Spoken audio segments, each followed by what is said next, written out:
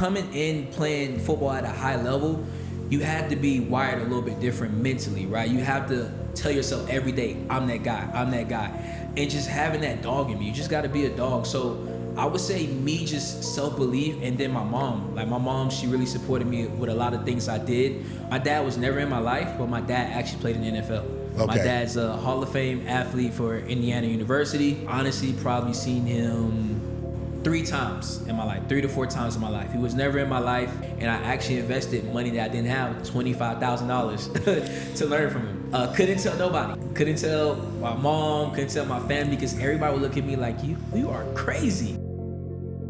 I think my own ego would not let me see the way of being strategic.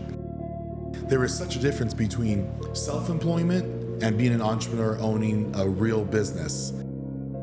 My mind is not present where my body is, and that's a curse.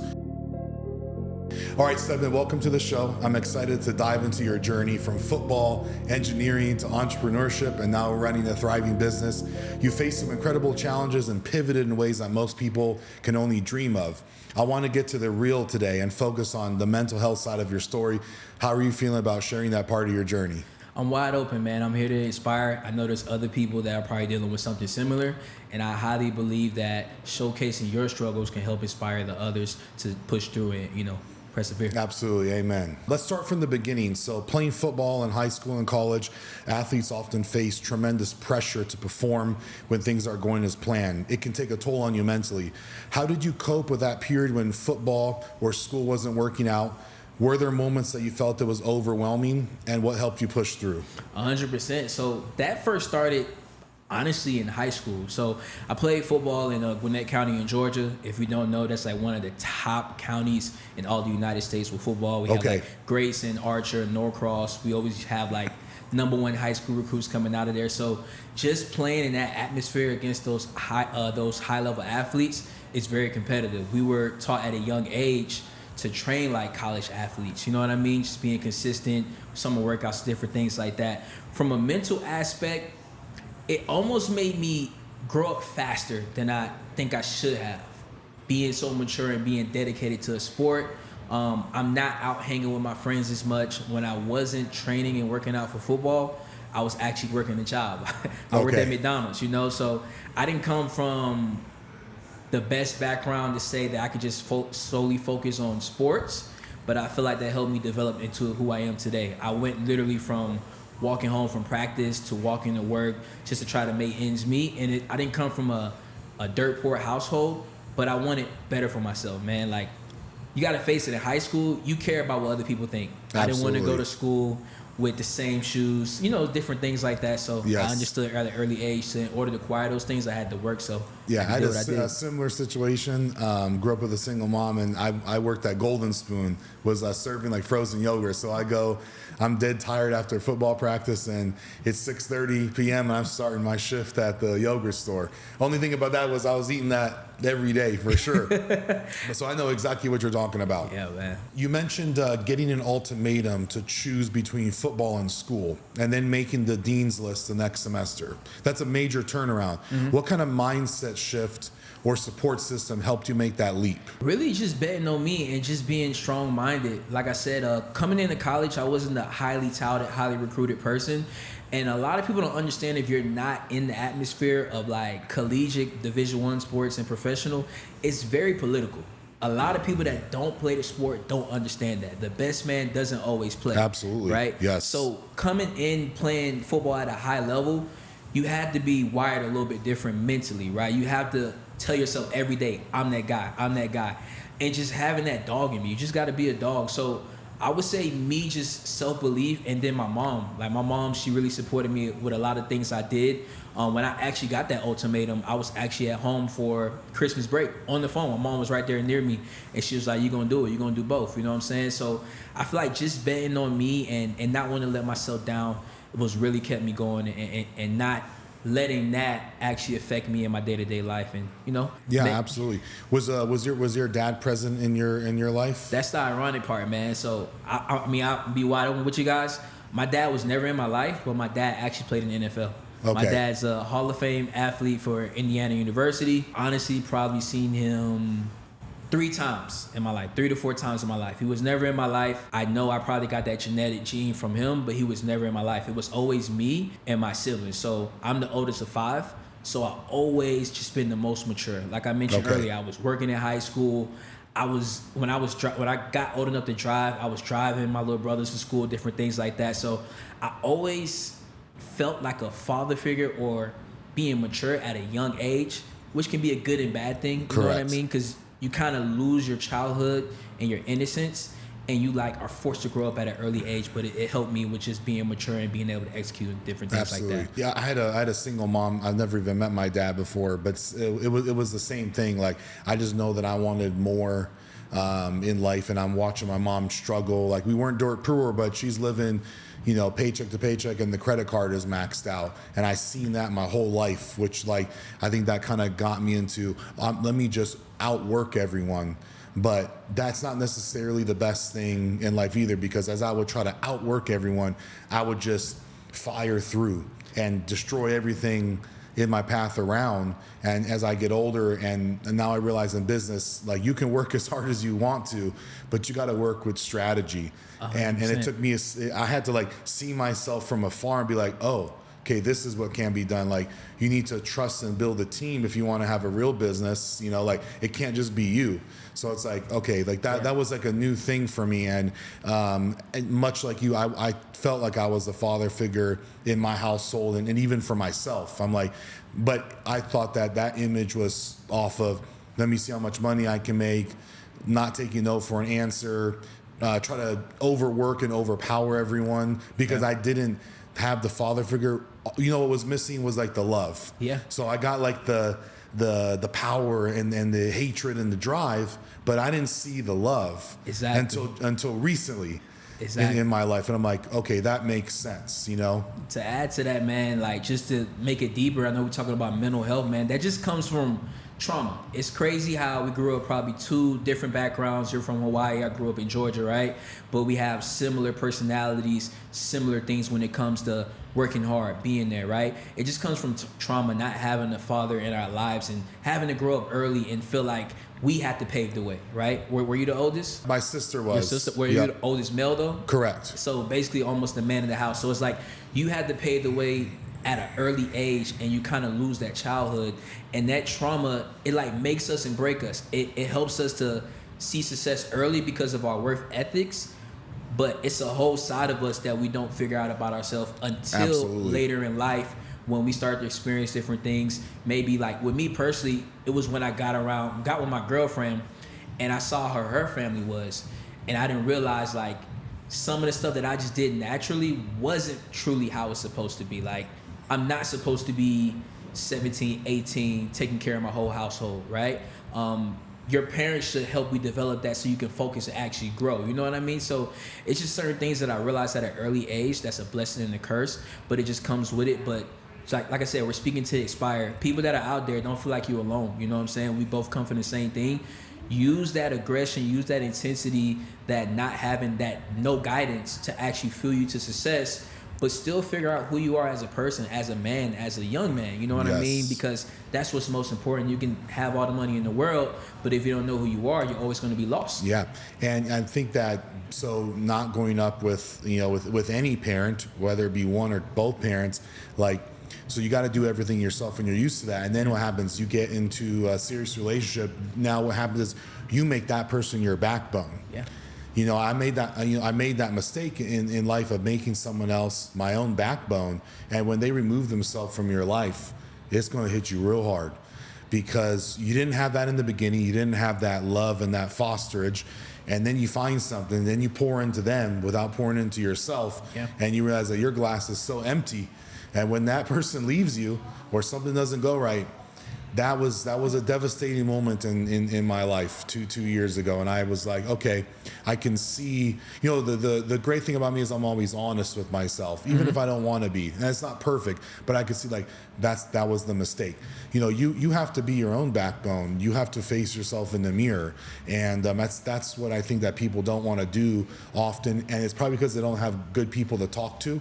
You know, I realized that the whole reason why I even started this podcasting is so I can have real conversations with people. Yeah. You know, and I think that the more real that people can be and the more stories that they hear, like, oh, I was in a similar situation, I should probably talk about that as well, because I'm sure in my life having a single mom made lots of childhood trauma. You know, she didn't want me to, I couldn't go to prom and I couldn't do this. And we didn't have money to get the tuxedo or this. And I'm like, damn. So when I could go and make my own money as a business person, I was like, I'm making my own decisions. I'm not listening to anyone else. It's what I say and that's it. You know, that's not how you build a team in business either. Exactly. And like I said, it just goes back to trauma. Like, let me know if you struggle with this. I'm better at it now because I understand, because I'm a little bit older, but I struggle with this a lot with just my loved ones, my friends. Do you feel like you want more and better for people than sometimes they want for themselves? Like, you can see the potential in somebody and you always want to bring the best out of them, and you probably sometimes naturally put the same pressure that you put on yourself, you hold them to that same standard, but it pushes them away, or it's not the same thing. And for a long time, it was me thinking like, man, it's like, why not? Like, why not? I do this every day. You can do it too. But I had to understand, like, we two different people, man. Yeah. Like, we dogs, and growing up with similar backgrounds, I could understand now, like, everybody's not built like that. You know what I'm saying? Everybody can't take that pressure, but that's what separates us, right? So that's an amazing question. So I was looking at, again, so you grow up with a single parent, you're kind of missing that love. So it made me think that I need to be this alpha. And that's how I was going to, quote unquote, mentor people. So when I would say, oh, this person needs help, I'm like, you're going to do it no matter what. You're not going to fail. You're the alpha. And I kind of built this platform off of that. And I'm instilling this in other people. And I realized what I was doing was just, it was making a hollow shell, because there was no love inside of there. So the second that thing would crack, it's like they'd have no backbone to fall on. They'd have no love. It was just a feeling of emptiness. And I didn't realize that until I felt it myself. So as everyone wants to have the best cars, have the biggest house, have the biggest business, be the most successful, maybe to the public, but when you go and face yourself, you're so empty, but you can't be truthful to you. It literally took me going through a divorce to actually see that, like, oh, that's not what you should be doing in life. You can't alpha through everything and power through everything and not being out of a place of love. Yeah. And the not being out of a place of love was me not loving myself. That's what it comes down to 100%.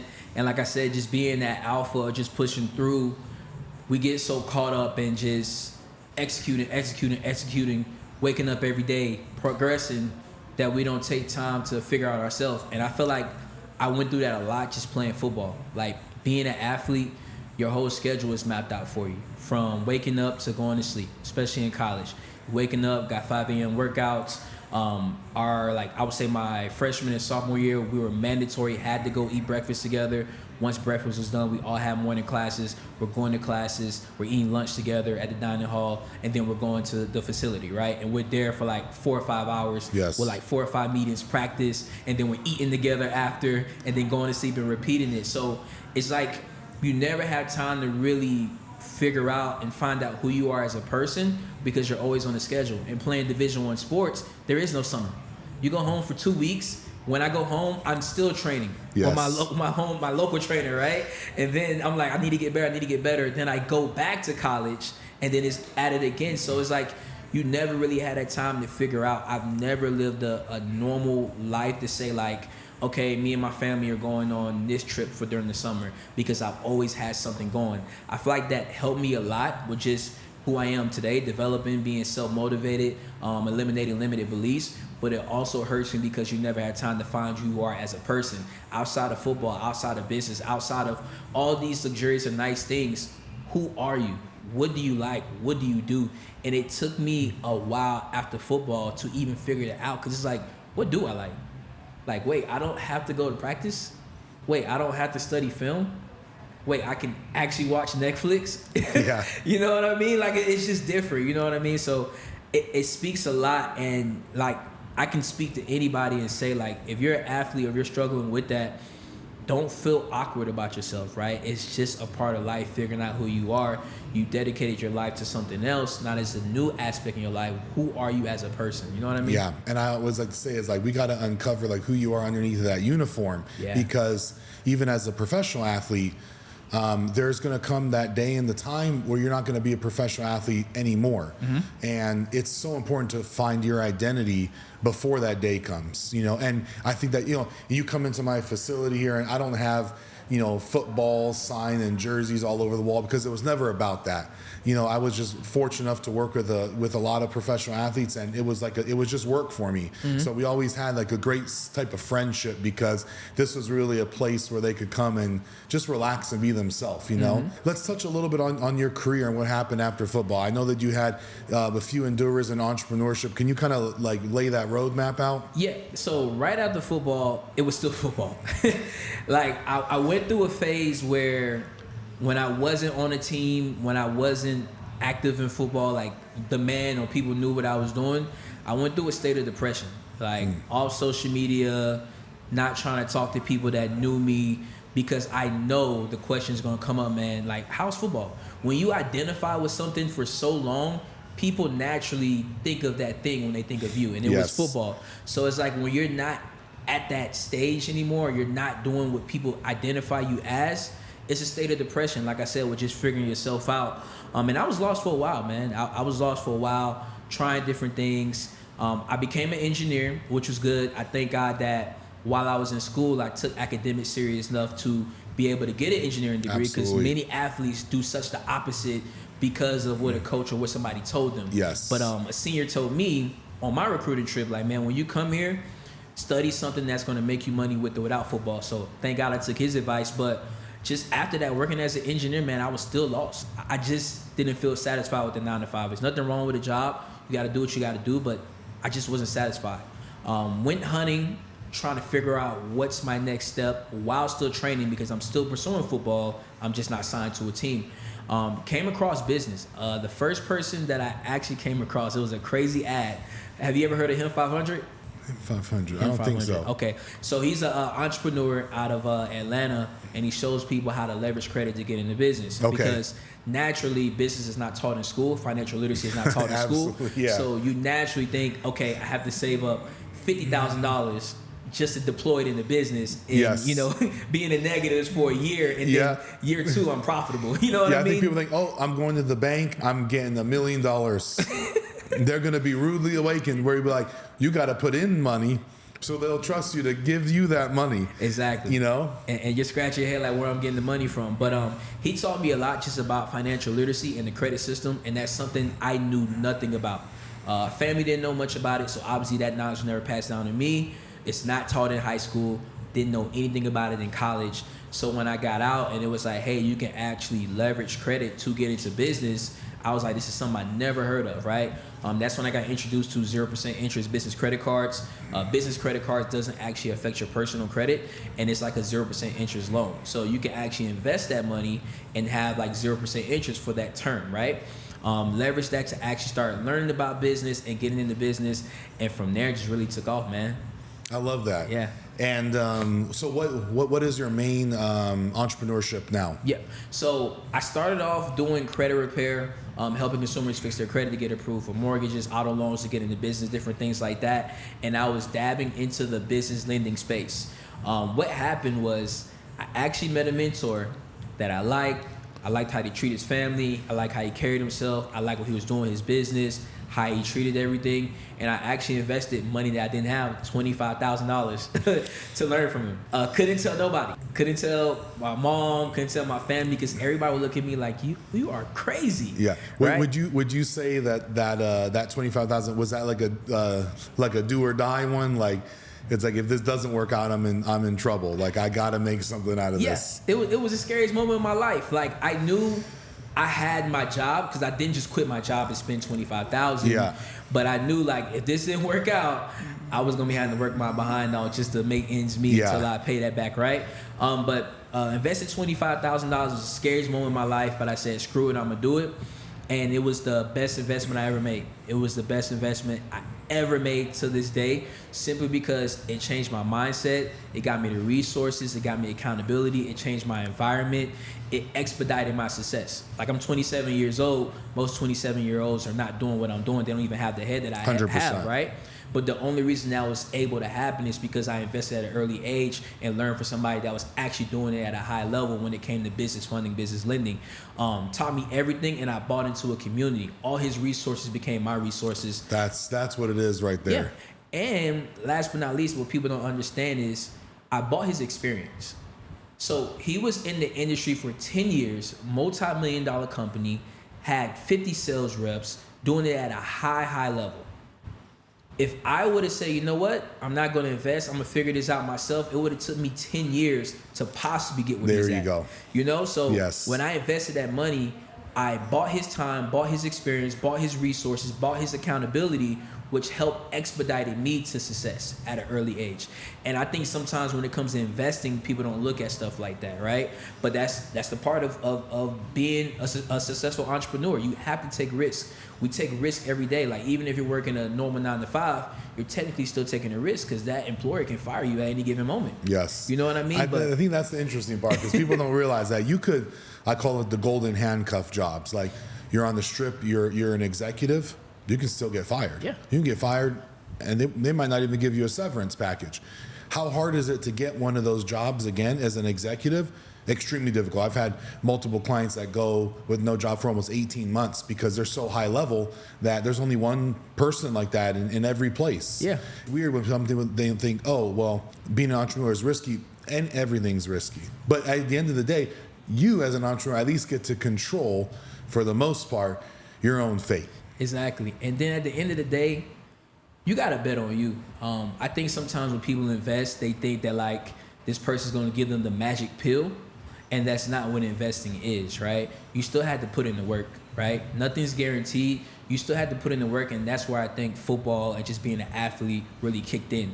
Because I'm gonna face it. I'm gonna just be honest with you. Being an engineer and going to a desk job every day, you can BS. Yeah. The normal corporate America worker probably works 4 hours out of the 8-hour shift. I used to work like 2 and get paid for 8. So that's why, like, then you own a company and you're like, what do you mean it took you 8 hours to do all this? That doesn't make sense, because I know how long these things should take. Exactly. You know? So it's like when you're working a job and you get comfortable, you get used to BSing, but with that comes, like I said, being lackadaisical, and you look up and 20 years pass, right? So I literally maximized my opportunity. I knew I was only gonna work for 4 hours. Those other 4 hours, I'm putting in work trying to build my business. Yes. You know what I mean? Yes. Taking calls, learning information, executing, networking with people, other entrepreneurs, and really building my business. Even, like I said, it got to a point where I was making 3 times as much doing my business part-time than I was an engineer. Is that when you decided full-time on your own? 100%. And it was still scary. It was still scary because I had my mentor, and that's about it in my circle as far as people that were like on a different mindset than me, right? Everyone else around me had, I don't want to say like a garbage mindset, but they just had a normal mindset to think that, oh, this person has to be, they're lucky, they're just this, they're just that. They didn't understand that, like, this stuff is possible. Yeah. Having the McLaren at 27 is possible. Making money at 16 is possible, right? Yes. So once I had him, it changed my mindset and had me kind of look at things different. But my community was still like level-headed to say, okay, you are an engineer. You went to school for 4 years to be an engineer. You would be crazy to give this up. This is like what you're made for. And that's just from the outside looking in. Nobody in my family ever studied engineering. Half the people in my family didn't even graduate college, so they thought I had it made, but I wasn't happy myself. So I kept extending. I was like, I'm gonna wait till I get another bonus. I'm gonna wait till I get another bonus. And it just got to a point where it didn't make sense. Like, I literally started to feel like I'm losing money from going to your job. Yeah. I'm losing money working this job than actually working on my business. And I finally made that transition. It was scary. I was even scared to put in my 2 weeks notice. I was making, just understand that. I want people to understand that. I was already making 3 times as much as my engineering salary monthly, right?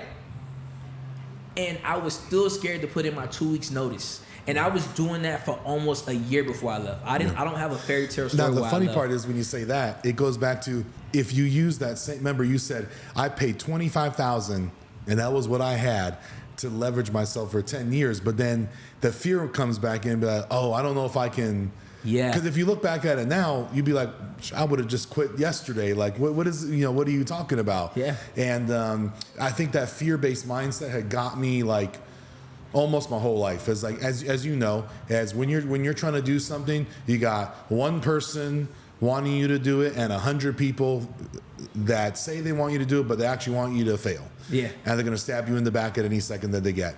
So that fear-based mindset and people just saying, no, that's not going to work out because they want to continue to leverage you. That's what I realized. Like, I had some amazing clients, but they just wanted to leverage me. And I needed to build this, this is like my dream. So I was like, I'm not going to let anyone else control, my dream or try to leverage me. But it created this fear. So I was like operating out of fear until recently. Then I'm like, you know what? What's the worst that could happen? Lose everything and go live in an apartment? They can't take the skill away. They can't take the integrity away, which is like something I'm never willing to lose is my actual integrity. Because once you do one thing to fall off of your integrity, you can't get that back at 100%. And like you'll just see your life start to unravel a little bit. But I realized that there's only one thing that can happen. I fail, file for bankruptcy, and go start something else. Like once I got that in my mind, like, so why wouldn't I try something? Yeah. Like, why not? Because again, then it's like a 2-year process is going to take you 15 years because you're so scared of making a little risk here or there, Exactly. And I think your mindset shifts when you're just, like I said, just a consumer working versus an entrepreneur. I feel like consumers, and I had this mindset as well, you always look at stuff like, what if it doesn't work out? That's your first mindset, right? If something's new, you always look at it, what if it doesn't work out? But when it comes to a job, you never say, what if that doesn't work out? But when it comes to investing in, you having to do something, what if that doesn't work out? But I feel like when you're an entrepreneur, you look at things like, it will work out. This was what it looks like. You know what I mean? So it's just a mindset shift of like how you think about things and how you actually approach it as well. Now, obviously, being an entrepreneur, there's a lot that goes into it. There's a lot of sacrifices. How important is your health and wellness to you? Oh, it's everything. It's everything. You can make all the money in the world, but if you're not here to enjoy it, what does it matter? You know what I'm saying? Health is probably I would say outside of God, health is like one of the most important things out there. It's priority, right? You should put your health before anything, because even if you love your family, if you're not here to support your family, what good are you doing anyway? You know what I mean? You got to be here to really enjoy it, and that's what I love about it. I think just football put that in me to always strive to just be fit. You know what I'm saying? Mentally, physically, spiritually. You know what I mean? And I think it's the number one thing that entrepreneurs should prioritize. And we talked about it earlier. Yes. It's starting to be a little shift. More entrepreneurs are starting to get to that. Yes. But it was like, back in the day, just that hard work, everything else can, fall to the pieces. I'm focused on the business. You know what I mean? And there's like a lot of people I used to look up to, and they were just so focused that, no, you're going to work hard. It doesn't matter what you have to sacrifice. You're going to sleep for 2 hours, give up personal life, whatever the case may be. But all that was doing was feeding into that alpha dog, into the wolf, but not in the good way, not out of a place of love. And so now anytime I see something like that, I just delete or unfollow, because it's just going to put my brain right back into where I know that it shouldn't go. Like, I'm always going to work hard, and I'll probably always be the hardest worker, but I don't need to give up everything, because as you give up and you give into that, I feel like it was robbing my creative space. Yeah. It wouldn't let me create something, because you can't create when you're in fear. 100%. So they want to shove you in the fear, and that became their business. Preying on young male entrepreneurs and making them feel like they got to give up every single thing in their life, every vacation, and not have any joy, because that's what's going to make them successful. And that became people's business. 100%. Let me ask you if you agree with this. So one thing I've come to realize lately is it's not always about working the hardest. It's about working the smartest. If you can replace yourself in a business or find a more efficient way to get the job done, why wouldn't you do that? Yes. That's how you level up.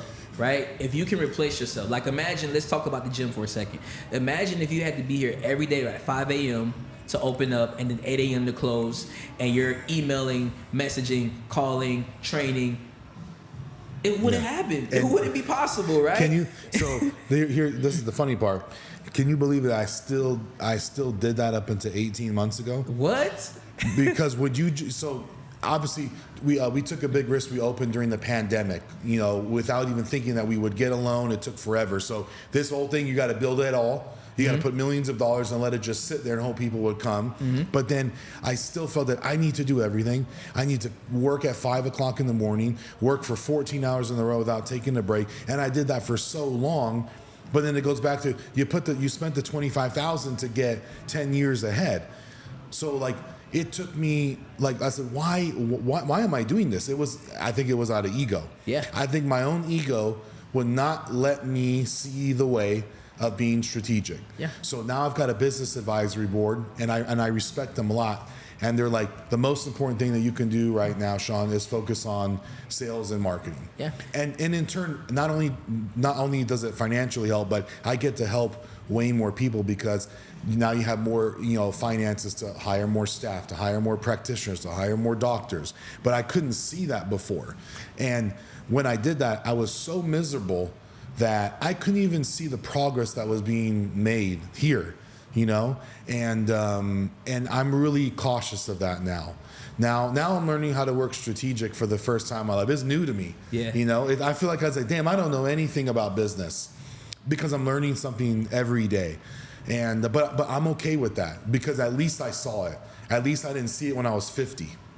Exactly. And that's one thing I learned from my mentor. Like, he tells me a lot. I listen to a lot, but sometimes I don't listen to him. Like, he told me way early to hire somebody, but I felt like I wasn't in a position. I felt like, look, I'm finna make all this money. I'm finna do everything. And I even had the mindset of like, I don't need nobody messing anything up, losing a deal, because that could be a deal that I could have got on the phone and closed, right? And he said, okay. And he just laughed and watched me suffer. Yeah. You tired, right? You stressed out? Yeah, bro, I just left the office at 2 p.m. You still there at 8 p.m.? You know what I'm saying? So it's just levels to it. So you got to understand, just spend the money. And once you hire people, allow them to grow and make mistakes. That's another thing. Like, you have to have that connection and let people learn. Like, we all make mistakes. Allow people to learn. And when you start to replace yourself and you have somebody that can take care of marketing, somebody that can take care of fulfillment, somebody that can open the gym up, now we're talking scale. Now you start making money in your sleep and you don't actively have to be in the business 24/7. And I think a lot of young entrepreneurs, like I said, it goes back to that hustle culture. You think you have to do everything. Starting out, you may have to, and that's great development because you understand your business. So when you hire somebody, they can't BS you and say it took 3 hours to do this. Because you was doing it in 30 minutes when he was doing everything. But when it makes sense to replace yourself and hire the right people, and that will help the business grow. And I had that limited mindset of like, if I hire somebody, I make less. But in reality, it ended up helping me make more with doing less work. Yeah, there it is. And I think it's so important to know that there is such a difference between self-employment and being an entrepreneur owning a real business. And it took me like 8 or 9 years of being an entrepreneur to really see, oh, that's what it's like to own a real business. This thing can operate when you're not there. Yeah. If you give it the tools, the resources, and the people in order to do so. But then you got to be okay with watching it go. Yeah. And that's another thing. Like I said, it's the alpha in us, right? So if somebody screws up something, I'm like, all right, I'll take care of it. But I had to learn, okay, this person has to learn. Because every time they screw up, I got to take care of it. I might as well just do it myself. Yeah. And now we become inefficient. And then to that employee, that person you're employing, and now it's natural for them just to always reach out to you every time something small happens. And now you become less productive with whatever you have on your schedule.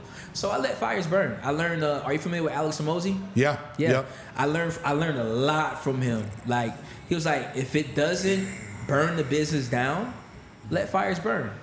my phone goes on focus. If it's not important, if it's not something like, hey, we're about to lose a business, hey, we're about to do this, let fires burn. Focus on what's important. Yeah, I used to think that not placing someone's order for like their peptides at that very moment was going to be like, that was a make or break. I'm like, hold on. Like there has a boundary. Because that's when I used to go on vacation and never be able to relax. I'd be laying on the beach and then my mind is not present where my body is. Again, my mind is not present where my body is, and that's a curse. You know, I feel like out of anything that I've learned, you know, in the past 10 years is having freedom in your mind is a priceless thing. It's actually something that I want to be able to achieve. Yeah. You know, because I just pushed the boundary way too far one way, and I'm trying to come back now. And having a little bit of freedom where it's you know, people see, oh, you own this business, oh, you must be doing great, you can do whatever you want to, but it's not, because you as the person, you create this, you almost like a prison for yourself. Yeah. And it's hard to get one, and once you sit down in there, it's hard to come out of there. Yeah. Let me ask you, are you at a state yet where you can go on vacation and not think about the business? I'm personally not. Like, if I go to Mexico, I'm still thinking, you know, like about, not like 24/7, but it still comes across my mind. Yes, I haven't tried it yet. I'm definitely due for a vacation. But what I need to tell myself is that you only have a certain amount of vacations, you know, in your lifetime. Yeah. And here's the problem. I can't even remember mine.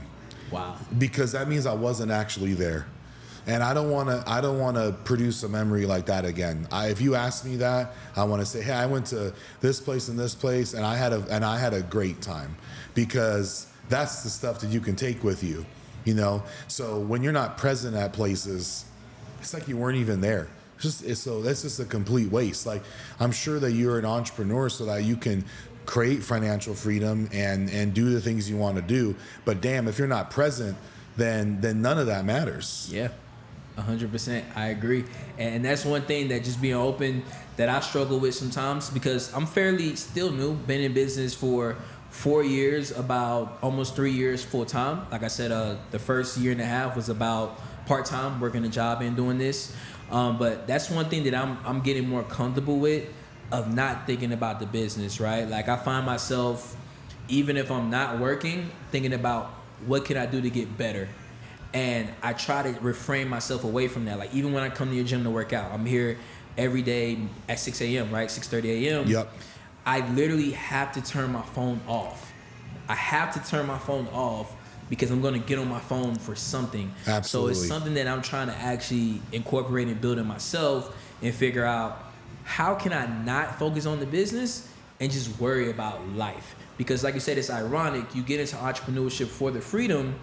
You have the freedom and luxury, but you're still worried about improving. Yes. So it's like a contradiction. Like, what is really, you know what I mean? Yeah. And I was listening to Elon Musk, and he specifically said that trying to perfect things is like a crucifix to the business. Simplifying things before you add anything else is so important. I've been guilty of that too, trying to complicate things. I like doing things that are really complicated. I like having the top DNA testing and this and that. But guess what?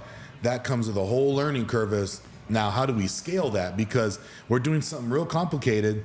There might be a reason why other people aren't doing it, but if we're going to do this, we just have to go slow and create an operating procedure. I can't blitz through this and expect that this thing is just going to work out. So I think that's another learning tool for me. I think it's like, statistically, after you pass like 5-6 years in business, then your business is solid.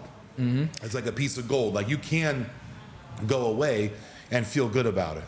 100%. My mentor always said, complex fails, simple scales. So that's ironic. Yeah, so now as well. I'm like, I feel like, damn, I'm like undoing the work that I did, because I built all these complex training systems and programs. But guess what?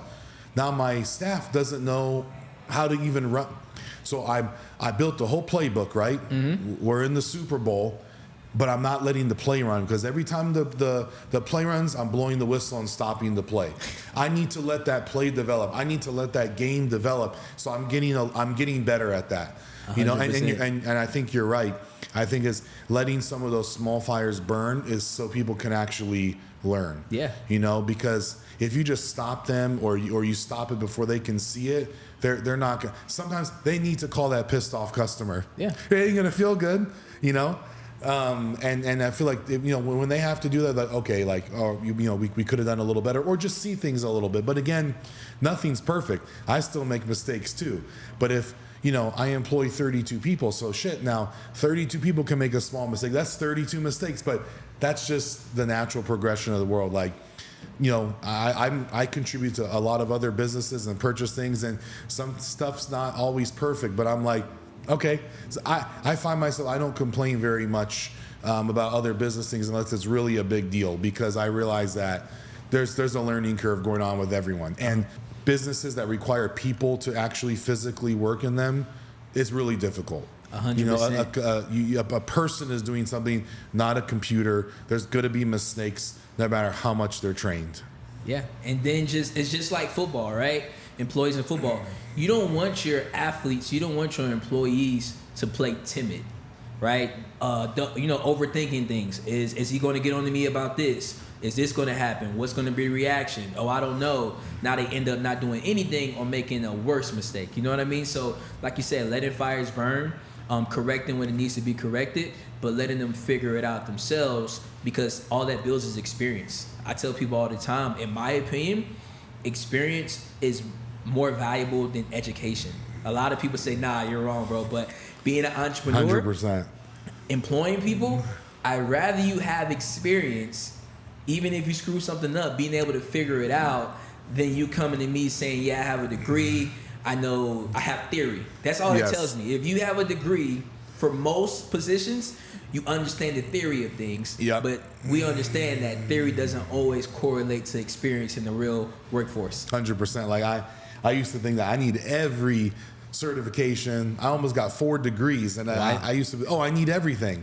And I had a lot of experience, so that definitely helped. But for sure, because I'll look to hire someone, they're like, I've got X, Y, and Z. I'm like, it don't matter if you went to Harvard or you went to a community college. That is not going to delineate you from how good that you can be. You might have had a little bit more blessings going to Harvard, but you'll probably find some diamonds in the rocks that they just didn't have the means to go there. They went to a community college. But again, I used to think that I'm like looking through resumes that, no. Now I got to see what you can do for 3 months. Plain and simple. Don't matter where you went. However, I'm go through resumes. I get 300 resumes that get sent in. I'm like, this is overwhelming. We got to phone screen them on the phone. Get them in here. It's really difficult nowadays to produce a hire of a human body, because you just don't know their capabilities until they show it to you. 100%. Let me ask you this question, a little twister. In today's age, like today, do you feel like education, like going to college, I would say, not high school, that's standard, right? Going to college is as much as a priority as, I guess, experience, or as it was 10, 20 years ago? Do you think, like, when I grew up, like, I'm not that old, but when I grew up, it was like, you got to go to college. And the generation before me is like, you got to go to college. Do you think that that's the standard and needs to be done to, be successful in today's society? I feel like only if you're going to be a doctor or a lawyer, you need a certain degree. If you're going to be doing anything else, skill and trade jobs, and definitely acquiring knowledge is going to be done so much faster outside of post-secondary education. 100%. And this coming, I just love the letters by my name, and now I don't care about that whatsoever. And I realize that I'm in school learning about stuff that's 25 years old, and I built this here, which no one else is doing. I'm like, there's something wrong here. I'm learning. I'm wasting my time in this PhD program, and I'm doing what I would like to actually have other people study. So that was a wake-up call. I'm like, there's something wrong here. Again, if you're going to go be a lawyer or a doctor, you have to go to school. And I don't say that easily, but anyone can go to school to be a doctor. Yeah. Anyone can. And if you're not good at actually practicing medicine, you can still get a medical doctorate degree because you were able to pass tests and be smart. That doesn't mean that you're going to be good at your skill, because that is acquired. And so yeah, my view of college has changed drastically in the last 3 years. Me too. I feel the same way. Really, just for me even struggling in college and having a hard-ass major with electrical engineering, right? It was beneficial because it was my bread and butter that led me into entrepreneurship. Like I said, I don't have your typical story of going from rags to riches. I was already making decent money for my age, and it just made sense to transition, right? So in that aspect, if you're trying to strategically get into entrepreneurship, but you don't really know yet, it may make sense. But I was still 4 years behind. Imagine if I was 4 years in this business rather than 4 years at school. But I played football, so it's a little bit different. But nowadays, knowledge is on the internet. It is. It's on the internet. Like, you have no excuse not to be successful in some way, shape, or form. You're just not executing or actively seeking out the knowledge that you want, right?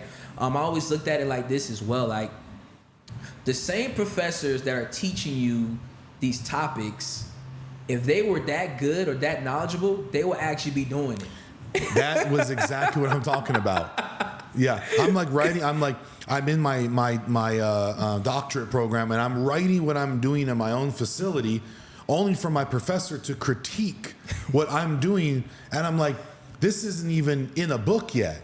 Like, I'm doing stuff that no one else is doing. Like, I work with professional athletes every day. Like, what are you critiquing me on what I'm writing with words? I'm doing this in real life. And it was like, yeah, that I felt strongly about that. I'm like, something doesn't seem right here. And then, yes, I employ a lot of people. A lot of them need degrees to do what we do in here. But on the business side, I found myself being like, I don't care what type of degree you have. If you're strategic and you can, and have an effect in my company, let me see what you can do. Yeah. Because how is a person that went to school 8 years that went through the same business teaching that everyone else that read the same books, or how about someone who had their back up against the wall, who became really skilled because they're in it. They've got knowledge, they've got experience of different places, building different people's businesses. Yeah. And that's experience over theory. Like I said, theory is just, I think it works like this. It typically is like this. But when a customer walks in or when shit hits the fan, you don't have time to think. You have to react. Yes. That's why coaches are coaches and players are players. Coaches think and tell you what to do, but players, their body, they have to react, respond. And then this is what got me. I was so fixated on that PhD. What does that P stand for? A philosophy. It's a theory. I'm doing it. I was like, what am I doing with a philosophy when I am actually doing it? And that was like because again, my ego just wanted that. It just wanted that. It had to have 2 master's degrees. It had to get a 4.0. I had to do it. Who was I showing to that? I was in here till 11 or 12 o'clock in the morning getting that second master's degree, and in my PhD classes, I'm like, why am I torturing myself like this? There is no reason to do that. And when that hit me, I was like, oh, something's wrong. I didn't know what it was. Something is wrong. That's straight out of ego, and I just lost time. I lost time from doing that. Mm-hmm. I feel like it's deeper than that too. I feel like it goes back to generations, families, different things like that. When we grow up, we're just products of our environments. Yeah. If our past generation didn't have the opportunity to have education and do these things, they put those pressures on us simply because they don't know. Yeah. It's not them doing us a disjustice. They just think because I didn't have this opportunity, you're going to do it. And I feel like, because I'm from Georgia, you can say, but my family's from the Bahamas, so islanders, right? Yep. You have that strict, like, you're going to school no matter what. I'm pulling you out of whatever it is. I don't care if it's a sport. You're focusing on school. So I feel like that pressure itself, like, kind of pushes us to want to go to the highest when it comes to academics. But now, since we experience it from the other side, when we have our kids, when we talk to the younger generation, we can tell them, like, there's nothing wrong with school if you want to go, but you necessarily don't need it to be able to be successful. Yeah. And even if it impacts one person to say, you know what, I'm not going to do the school thing because it's not me. I'm going to hop right into whatever industry, and that's going to give you a 4-year head start on your competition. Yeah. And like as an islander, like we're not meant to be smart. We're not meant to get off of that island in Hawaii where you have 2 to 3 families living in one house. Like you're not meant to be successful. I wasn't meant to leave there. The best thing that happened is my mom had me come live with my grandparents here in Las Vegas for like a year when I was 5, and that took me off of that island, or I'd still be stuck there. That was a limited capacity mindset. And here's another thing. And then as I was growing up, you know, everyone successful around me had 2 degrees. So that's what I thought. That's going to let me sit at the table. That's what I need to do. So that's what I went to chase after. You know, I paid for all of my school myself. Never took a loan. I was training 2 different jobs back to back while I was going to school for the postdoctorate degree, and I never took out a loan. I paid for it all myself, and I thought that was going to put me around the right people. That's wrong.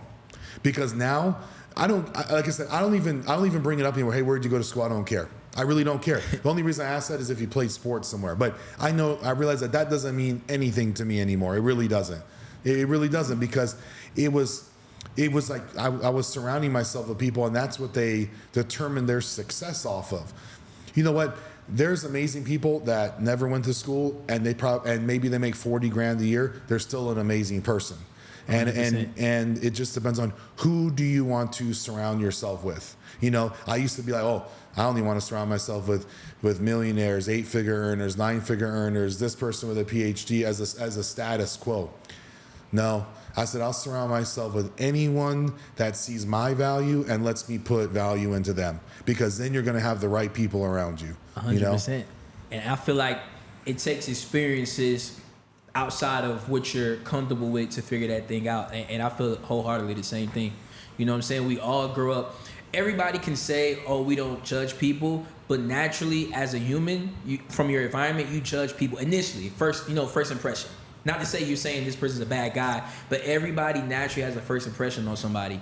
But it's not until you get into other environments, get into uncomfortable situations that you may have been taught, oh, they act this way, to figure out, nah, it's not about where you're from, what you have, what you do. It's who are you as an individual? Yes. You know what I mean? So you know, I know that you drive a McLaren. What does that mean to you? How do other people perceive that? Got you. So being fully transparent, I got a McLaren not because I was a car guy, because of marketing, and it helped me get into other circles. That's the right answer. And I knew it too. Yeah, I knew that too. Yeah, it got me into other circles that I honestly probably wouldn't have been a part of without having a supercar, right? Yeah. First example, I'm a member of a supercar group up here called Fastlane. I am the only young black minority in the group. Being completely honest with you, right? I am the youngest, only black young person in the group, right? But what it does is it put me around successful people and see how they think, see how they operate. What can I take from that person? What can I learn from that person? How can we connect? How can we add value to each other? And I never had that growing up, because when you look at me walking across the street, you don't think that I'm finna hop in a McLaren. You know what I mean? So it played a part and just helped me get into different environments. And then it helps with marketing too. You know, when I drive my McLaren, let's say we both are in the same industry, right? You're driving a Honda, I'm driving a McLaren, we're both at the gas station. If somebody hops out, who are they talking to? Me or you? Me, for right? Sure. Yeah. Yo, bro, what do you do? Oh, I own a gym here, or I'm in the business lending space. Like, we help entrepreneurs get access to capital. I have closed so many deals just because I have a McLaren.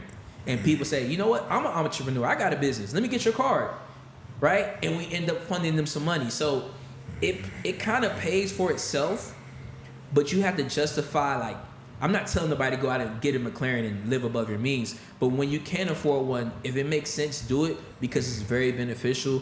And it's not, like I said, I'm not a car guy. I can care less, to be honest with you. More marketing and get into environments. Yeah, but more for, do you like driving? Is it fun? Oh, hell yeah. Hell yeah. And you see, it's like that's what is like in a 10 or 15 minute drive, it probably like resets your mood a little bit. Yeah. You know, like that's what having a car shop. But I think you're doing it the right way. It's not being over leveraged with yourself. Mm-hmm. You probably waited till you can afford something like that, and now it's a tool. 100%. We just spoke about when we work out, money is a tool.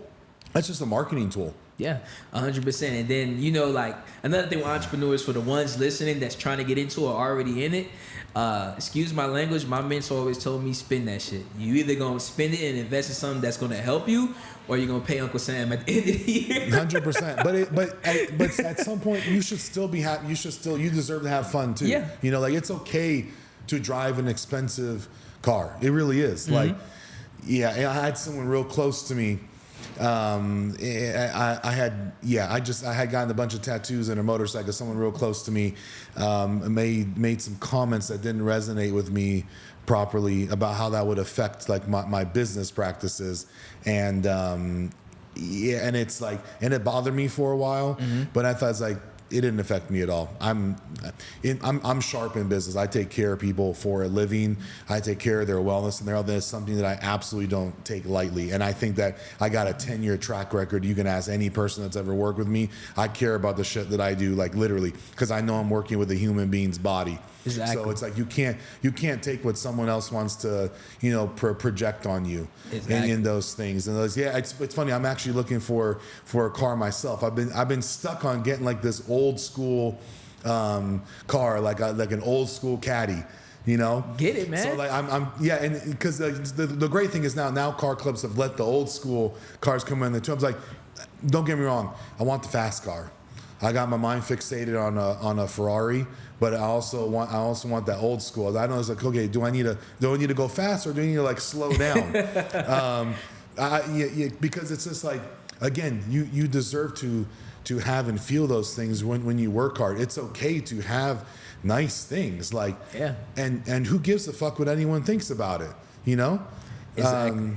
It actually doesn't matter, and I feel like people should have total freedom to do what they. I don't judge anyone. That's always what the thing about me. I don't care. Like, I've seen so many cars. When I saw you pull up in the car, it didn't even do anything in my mind, because I'm like, I've seen 1,000 people like this now, right? Exactly. But absolutely, when you go and meet someone else your age and they see that, it should inspire them. Yeah. They should ask you, how did you do that? But again, it's just a car. Then when they dissect that, a car only costs this much. Mm-hmm. Like, you just pay this monthly payment on there. That's all that matters. Like, they can't see beyond that. Like, that's all that it is right there. They just see it as unattainable, and that's because it's fear-based. Yeah, it's limited beliefs, and then just changing the narrative. Like, I promise you, I would say 8 out of 10 times, probably 9, maybe even 10 out of 10. Nah, I can't say 10 out of 10. It's not 10 out of 10, but probably 8 out of 10 times, when I get out my car, people assume that I'm an athlete. That's the only thing they think. Yeah. Yo, you play for the Raiders? You know what I'm saying? That's the only thing. So I get that too, because the tattoos is like, okay, you got to be doing, like, it's funny because you mentioned being the only young male black person. So imagine me coming to all these network events like, what does this guy do? Because look at him, But again, it was the decision I made. And like, who knows if I'll like it in 10 years, but should I like it now? And it's part of my self-expression. So it's like, I've always had been so multicultural my whole life. Obviously playing sports, 90% of people are African American. So like those things but again, I tell people, it's like, okay, you think if a person or a family is in the elevator with me, that they're just automatically going to feel comfortable with me? No, they're going to go to the other side. But it's okay. How you present yourself with your energy and your tone and your presence makes all the difference. Because now I'll be walking in the hotel and I've got 60 and 70-year-olds talking to me. I'm just making them laugh because something about my presence made them come up and talk to me. Exactly. And when people start to see that, they realize that it's all about the way that you present yourself. Someone good-natured is gonna be good-natured no matter what they look like, what they drive, what they wear. They're just gonna be good-natured. And if you can stick true to that, there's no worries. And again, self-expression. Drive whatever you want, wear whatever you want, live however you want, but just make sure that you're doing it for you. 100%, because at the end of the day, you all you have. I mean, you got family, but I mean, not to be negative, when you're on your deathbed, you're thinking that you're dying, you're trying to save yourself. You're yourself, so you only have one life. Live it to the fullest. Do what you need to do. Live with no regrets. Yes, and that's why I want to be present on those vacations and not think about work. 100%. Thank you so much for sharing your journey with us today, Stedman. Your honesty and determination is incredibly inspiring. I know our listeners will walk away from a lot of value from this conversation. Where can people find you if they want to connect and learn more about your work? Most definitely. So on the business side, if you're looking to get access to capital, any entrepreneurs, Waiters Capital, we have a business lending company. We help small, medium-sized businesses get access to capital.